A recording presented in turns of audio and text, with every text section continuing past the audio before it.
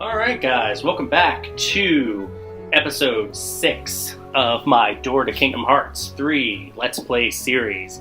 You guys are my friend to choose and I am Jeffachu, and we are gonna go talk to this guy. Nice little establishment you got there. Like the little village in the background. Hey there! How can I... Oh, it's only a kid. I'm not a kid, and the name's Sora. Okay, simmer down. You're more gnarly than a crawdaddy. So why the long face, Sora? You lost or something? No. Well, maybe. Where are we? Huh? Traverse Town. So, Gramps, is this really another world? Don't call me Gramps, the name's Sid. Anyway, not sure what you're talking about, but this sure ain't your island. Guess I'd better start looking for Riku and Kairi. Well, good luck with whatever it is you're doing. If you ever come into trouble, you come to me. I'll look out for you. Are you my dad? Hell no. What do you need? I'm here to shop. I want to buy. Give me all your shit, old man. Hell no. Your shit's way overpriced. I don't even got any money. Never mind.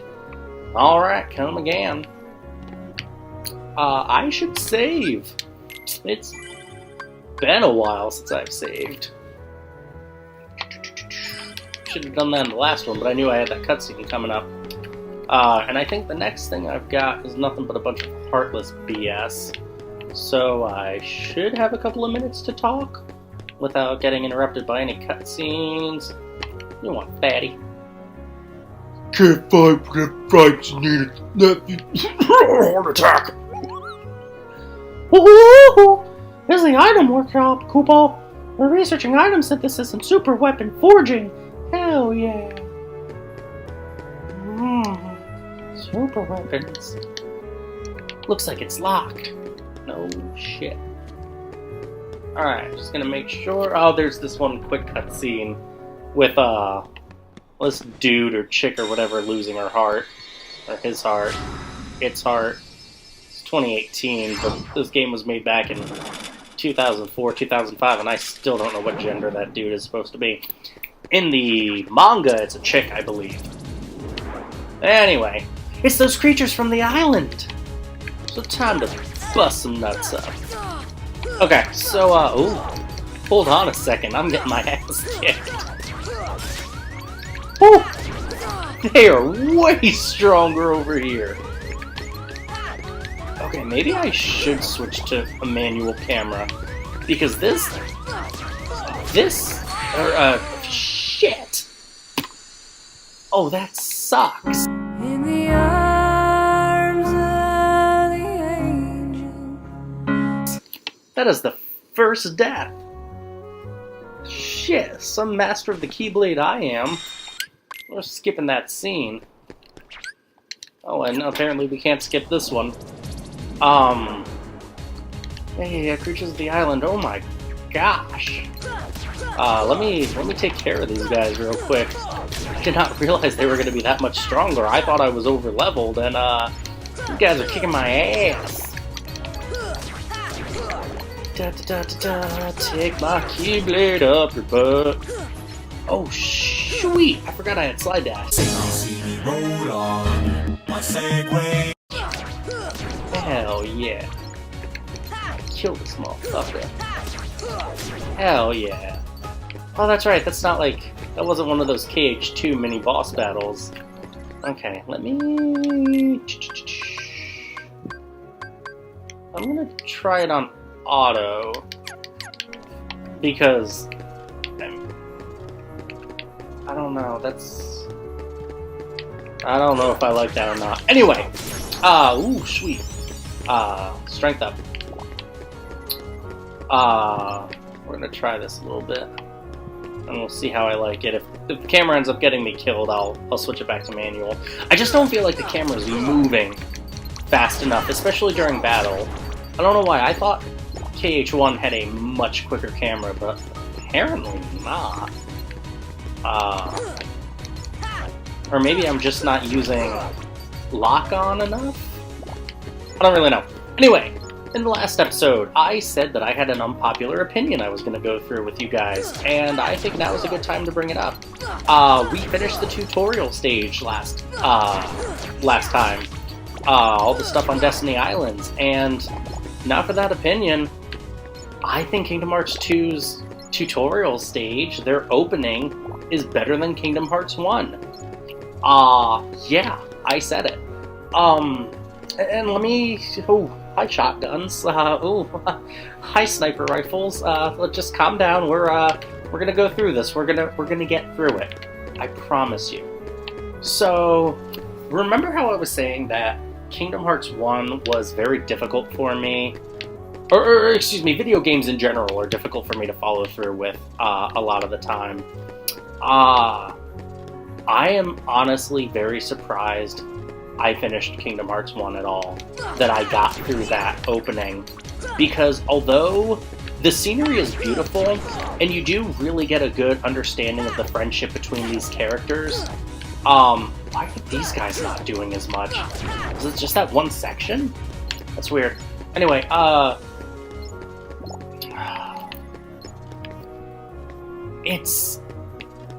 get a stronger sense of connection from Roxas, HAYNER, PENCE, and OLETTE.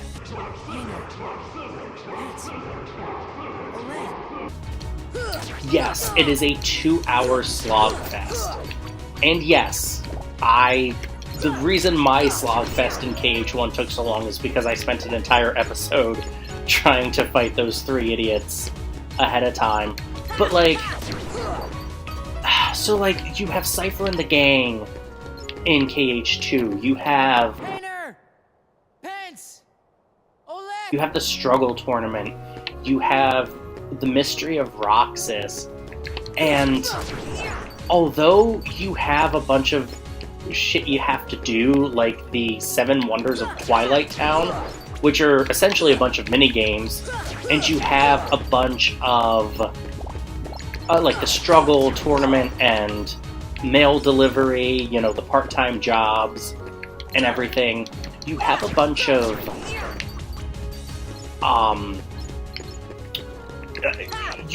shit you're doing, but it's so much better defined in Kingdom Hearts 2 than it is in Kingdom Hearts 1. Kingdom Hearts 1 is, hey, go get some fish.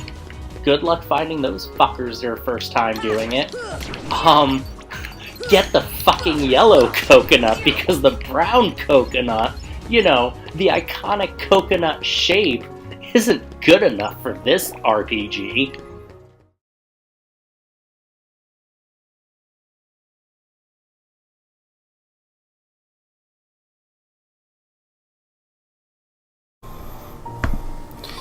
Hey guys, Jeffachu here. So, this is my 3rd time trying to record this. I have not had much luck up until this point, trying to get this episode out. As you can see from my accessory shop stuff, I have already gained a couple of levels and did some stuff. I kind of screwed myself up trying to get back to where I was. I did all of the cutscenes with Donald and Goofy, and now I'm about to fight Leon. So, sorry that this is kind of scattered. As I alluded to in the first episode, I had bought a $30... Well, it was on sale for $30. A microphone. So, I'm going to try this. I don't know if any of this is going to work. If my voice is going to become garbled again. But if I sound a little, I don't know, distracted or upset as I'm doing this playthrough, trying to remember what I was talking about my thoughts about KH2 and the openings. They'll come at you out of nowhere. Who are you? We'll see. And they'll keep on coming at you. as long as you continue to wield the Keyblade. But why? Why would it choose a kid like you? Hey, what's that supposed to mean? Yeah, seriously. Never mind. Now, let's see that Keyblade. What? There's no way you're getting this. They make him sound so evil in this. Have it your way. And I really didn't know anything about him as a Kingdom Hearts, or as a Final Fantasy character when I first played this. So, I never really knew what to do. I didn't know his significance, or anything. I know he can shoot a fireball at me. And he might be trying to do that pretty soon. Oh, shit. Ah, I lost. Okay. Sorry if there's a bit of a pause in between what I'm saying. Hey, you found it. Nice going, Leon. Leon the Lion. And a scantily clad little girl. Still, it looks like things are worse than we thought. A lot worse.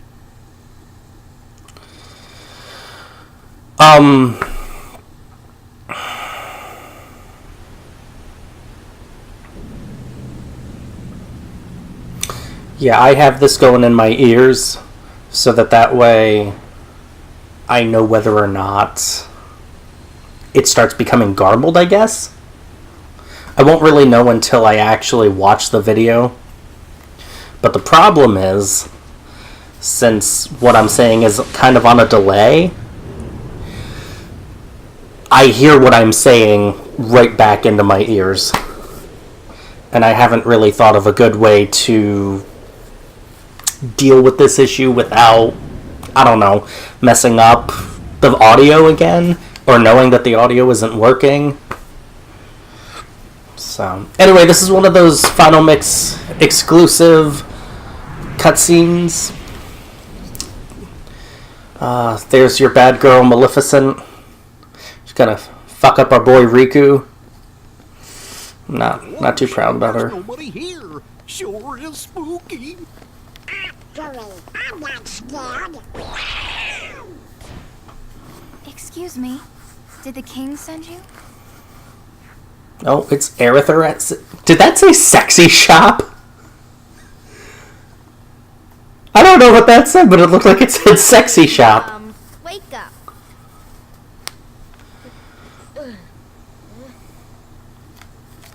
You okay?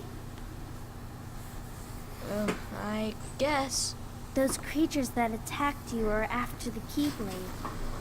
But it's your heart they really want. Because you wield the Keyblade. Hell yeah. Everything wants my heart. Glad that you're okay, Kyrie. Kyrie?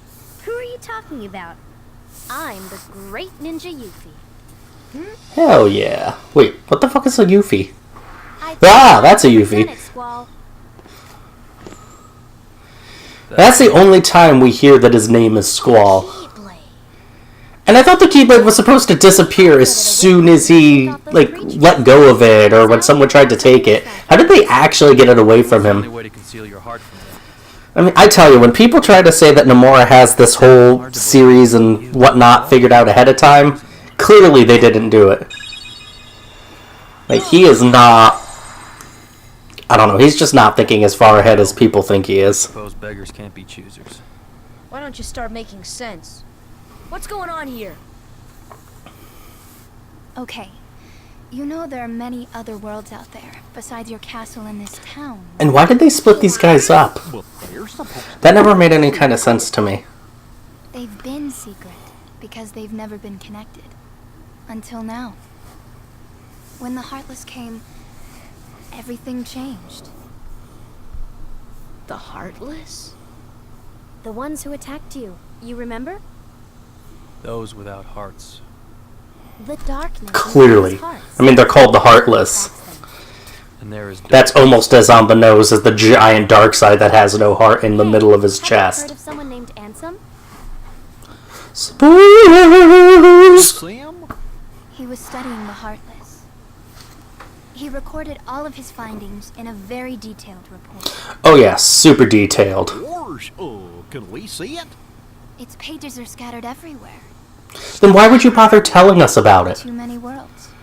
Like, oh hey, try to find all of this while you're trying to find your king, and you may have to find a couple of other people on the way. But, you know, you gotta find these pages of this report that's been scattered. That's right. The Keyblade. And how do the Final Fantasy characters know about the Keyblade? Exactly. The Heartless have great fear of the Keyblade. That's why they'll keep coming after you, no matter what. Well, I didn't ask for this. The Keyblade chooses its master, and it chose you. So, tough luck. How did all this happen? I remember being in my room. Basically, shut the fuck up and deal with it. Wait a minute. What happened to my home? My island? Riku! You're only just now wondering this shit? You know what? I really don't know. He kind of led Sora on right there. Like, you know what? So I was like, yeah! He's like, I don't know. Looks like it's locked. Bitch, I have the Keyblade. The Keyblade can supposedly unlock almost anything. You're bound to run across treasure chests and other locks. Try it out. Hell yeah, I'll try it out. I know that I left you off on my very controversial thoughts about Kingdom Hearts 2's opening being better than Kingdom Hearts 3's, Kingdom Hearts 1's, but I'll get to that in just a moment. Sooner or later, the Heartless will find you. You'd best prepare yourself. Prepare myself to fight for your life. Are you ready? I'm ready! Yuffie, let's go join Aerith. And be with the other visitors. Yuffie, go! There's just no respect for Donald. That Heartless goes right out that window.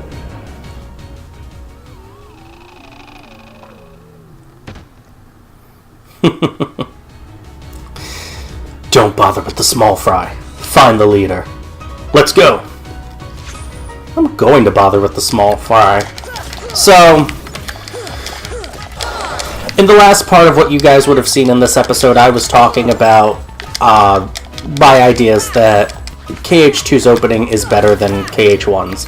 And I've tried to record this a whole bunch of times, so I'm just gonna get down to the bare basics of what I was talking about in that episode, or in that part. To me, it seems like a whole other time ago, because I did actually have that entire episode recorded before I realized that there was an issue.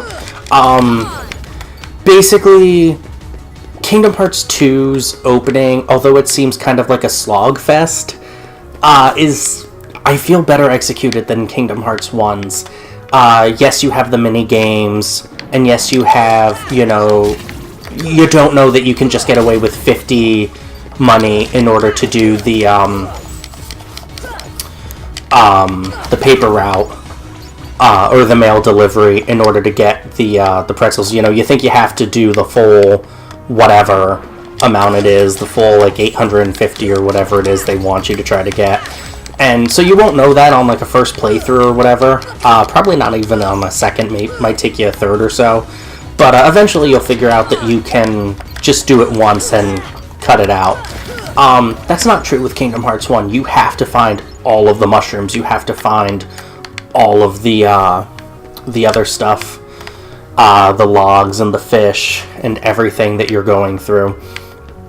And it can be a pain in the butt, especially if you don't know where everything is, and there's no way to shortcut around it. Like, yes, you can skip the Tidus Waka and selfie fights, but you're still going to be doing all this extra stuff that is completely unskippable. And it's just, they're so much more awkwardly placed. And yes, Twilight Town 2 has the Twilight Town 2. Kingdom Hearts 2 has the issue where you have the Seven Wonders of Twilight Town, but that's kind of adding depth to the lore of the story. And ultimately, like, I'm a big story-driven person. That's why I like the Kingdom Hearts series to begin with. I only have 2 potions, so I'm not gonna risk the biscuit. Not yet, anyway. Although I might have to. Let's kill this guy for some quick EXP, or maybe not. I was gonna go for some orbs. Can I kill any of these guys? I don't have any magic. As a friend of mine pointed out, I should have picked the staff because I would have had access to an extra bar of magic. And he also pointed out that in KH2 we choose the shield, not the sword. I was confusing the sword with the struggle bat, and how we choose the struggle bat for the struggle bat for the extra stat in attack. Heck yeah. I finally got that sentence right. But I'm a very story-driven individual. So when you have Kingdom Hearts 1, there's this issue where the characters just don't sound like they are real kids dealing with real problems. Sora, Kairi, and Riku are these kids, as I mentioned before, that have this ridiculous, like, childlike innocence, like, oh yeah, Raft is totally gonna take us to a whole nother world. And yeah, I get that the game was marketed towards kids and, you know, people who love Disney, but even Disney has never been super, and I died, has never been super kid-friendly. Like, you have Maleficent in the original game calling everyone fools and imbeciles, and oh, I'm all the way back here, that kind of sucks. Well, I have an extra chance to try to defeat Leon, I guess. And you have her just making fun of all of her minions and everything, right? And so you know, like, Aladdin is all about marriages, and at one point in Little Mermaid, Ursula's like, you know, people don't care about your look, or don't care about your voice or your personality. They only care about your looks, and she kind of shakes her bosom and everything. So, like, Disney, although it's for kids, has always had some very adult undertones. And the Kingdom Hearts 1 gang, they're too much like children. So you have that issue where they don't seem believable as real kids, whereas the Twilight Town gang, they do seem believable as real kids. They have their own problems and emotions that they're dealing with. Like, you have them worried about, what are we going to do after school is over? Like, are we still going to be friends? Are we still going to be able to be together after school is over? What about our homework assignment that we have to do? Like, I know that's kind of like bringing in the real world, but that's stuff real kids deal with. And then you have them dealing with enemies that are like, enemies that completely, what's the best way to describe this? The Dusks and the Nobodies. Like, okay, if I were to see this thing come after me in the middle of the night, I'd probably shit my pants, yes. Everybody has that kind of innate fear of the dark, I feel, that, you know, if you see a monster, you know, you're going to be scared, but you almost expect a monster to be lurking in the dark and to come after you, you know, and to a small degree anyway. You know, a lot of people will say, oh yeah, no such thing is real, and, you know, good on them. But I think the dark is one of those things we're just kind of naturally afraid of, a lot of people anyway. And you see, you almost expect a real monster to pop out. And that's just something a lot of people deal with. But the Dusks and the Nobodies, they were a different breed of creature altogether. They were creatures that not only stole the photos of Roxas and the gang, but they stole the word photo. And it wasn't even a phrase, or it wasn't even like making them mute or anything. They stole just one simple word, the thing that was associated with what it was they had taken. And I know later on you can say, oh yeah, no, that's just a computer simulation, but you don't know that on a first playthrough, and so it just kind of adds to this creep factor. So you not only have this weird creature chasing after your friends, but you also have just this, it's a super duper supernatural kind of thing. Like, it's not just monsters in the closet anymore. This is creatures that can not only maybe kill you, but are also, without even touching you, having an effect on you. The ability to keep you from speaking a word. And I think that just adds a better creep factor, and it adds to the mystery of Roxas. Like, who is this kid?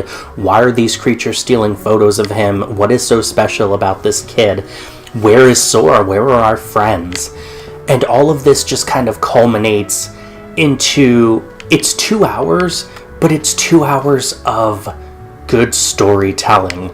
Like, most people, I know there are some that would disagree with me on this, but most people care about Roxas at the beginning and what happens to him. And when you look past the fact that it takes you 2 hours to get through the tutorial stage and to get to finally being able to play as Sora, you realize that you have become invested in this character. And when you go back to see Twilight Town again and you see HAYNER!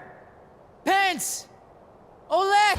all fighting, you know, to try to figure out what's going on, why are these people coming after them, what are these white creatures that keep attacking them, you know, we also have Kairi, you know, now in the mix, and then she gets kidnapped. They're more than just searching for Kairi, I feel. They're searching for Roxas. And when you see Sora on the train and crying because he's worried he's never going to see the HAYNER! PENCE! OLETTE! and after the first visit, before he goes to Hollow Bastion 1, he's so emotional. He starts tearing up looking at all of the stuff, the pouch and the blue marble from the struggle trophy that Roxas won in the virtual Twilight Town, and it's just so emotional to him. And you realize, yeah, like, this kid just lost his entire existence. Like, his summer vacation isn't just over, his life is over. Like, he gave up his life and so that the hero could get out there and do what needed to be done to save the worlds.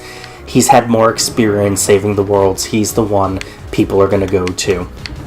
And so, at the end of the day, it's just more meaningful. It's more emotional. It's a stronger story narrative, in my opinion. And so, because of that... No! Because of that stronger narrative, it just ultimately, to me, it makes Kingdom Hearts 2's story, the opening, although it's long, although it's 2 hours, I feel it's better. So, I know people are going to disagree with me on this. I know people are not going to be too thrilled that I said this, but, you know, that's just my personal thoughts on it. But hey, this video is so much longer than all of my others. Hopefully I figured out the audio problem. Right before trying to record this, I was having the exact same audio problem. But then I unplugged the mic and plugged it back in, and maybe, hopefully, I haven't just wasted another 20 minutes trying to get this to work. So thank you guys so much for all of your patience with this, for my ramblings, because I've already done this speech a bunch of times, and there's a lot of points I didn't even bring up, because I can't remember what I said anymore the first time. So thank you guys for sticking with me. Comment question of the day. Let me know, which one do you think is better, Kingdom Hearts 1's opening or Kingdom Hearts 2? And let me know why. And after I read your comments, maybe it'll ring some bells in my head, and, you know, maybe if you really moved me, I'll even like it. So, you guys have been my friend to choose. This has been Jeff Achu. As always, be good to yourselves, do something nice for yourself, and if you see this video, that means that I finally figured out all the audio problems, so yay!